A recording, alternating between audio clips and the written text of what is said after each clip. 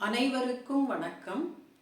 அன்பு சகோதரர் திரு முருகேசன் அவர்களின் கூண்டில் ஏற்ற முடியாத குற்றவாளிகள் என்ற புத்தகத்தை முழுமையாக படித்தேன்.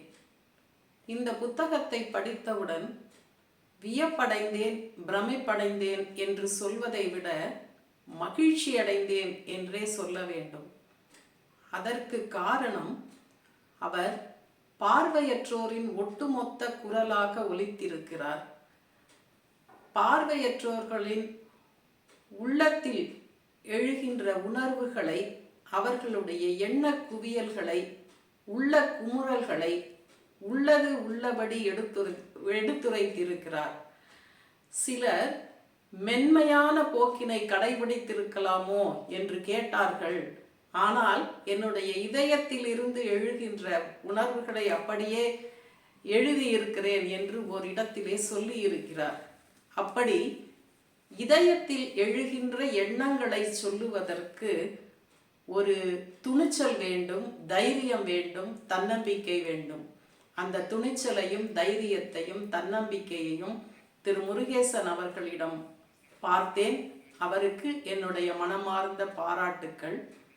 அடுத்து இந்த புத்தகத்திலே என்னை கவர்ந்தவர் மதிப்புரை எழுதி இருக்கிற பேராசிரியர் நா. மணி அவர்கள். ஈரோடு வாசிப்பாளர் முகாமிற்கு திரு முருகேசன் சென்ற போது அவர் பார்வை மாற்றுத்திறனாளி என்று அறிந்தவுடன் இவர் ஏன் இந்த கூட்டத்திற்கு வந்திருக்கிறார் அப்படின்னு நான் நினைச்சேன். அப்போ நானும் ஒரு குற்றவாளி தானே என்று சொல்வதன் மூலம் இந்த சமுதாயத்திலே பார்வையற்றவர்களை பற்றி பார்வையுடையவர்களிடம் விழிப்புணர்வு ஏற்படுத்துவதற்கான முதல் படியை அவர் எடுத்து வைத்திருக்கிறார் என்றுதான் சொல்ல வேண்டும். அவருக்கும் என்னுடைய பாராட்டுக்களை தெரிவித்துக் கொள்கிறேன்.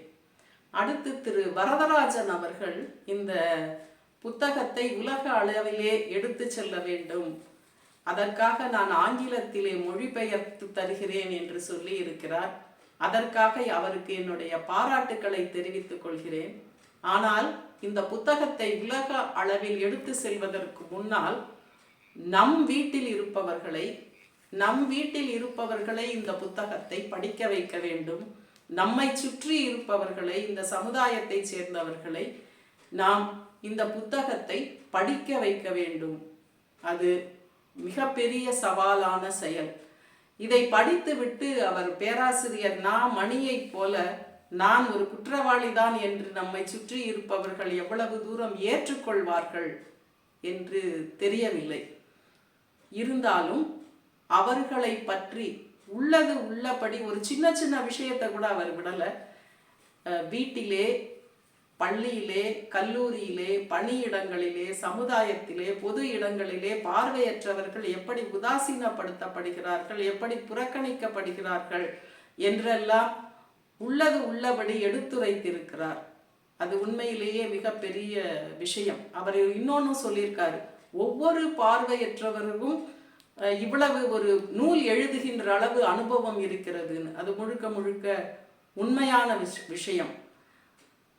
இது ஒரு முதல் படி என்று தான் சொல்ல வேண்டும். தொடர்ந்து பார்வையற்றவர்கள் இப்படி விழிப்புணர்வு தரக்கூடிய புத்தகங்களை எழுதுவதற்கு இது ஒரு தூண்டுகோலாக இருக்கும் என்றே சொல்லலாம்.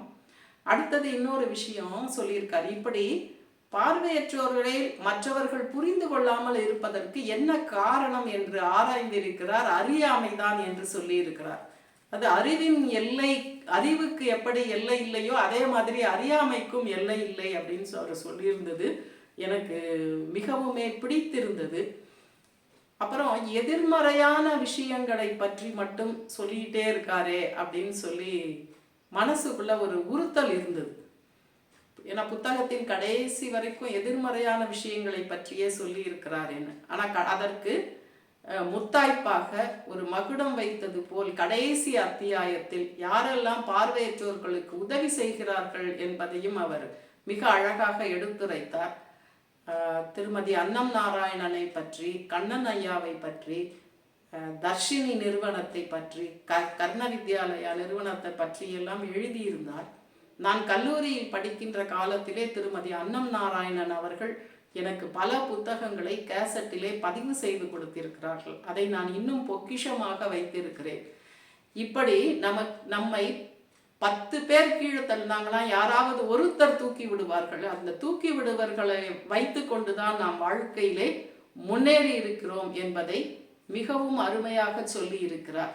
ஒட்டு மொத்தத்திலே இந்த புத்தகம் ஒரு நல்ல முன்னெடுப்பு என்றுதான் சொல்ல வேண்டும். சமுதாயத்திலே விழிப்புணர்வு ஏற்படுத்துவதற்கு ஒரு மிகச்சிறந்த புத்தகம் என்றுதான் சொல்ல வேண்டும்.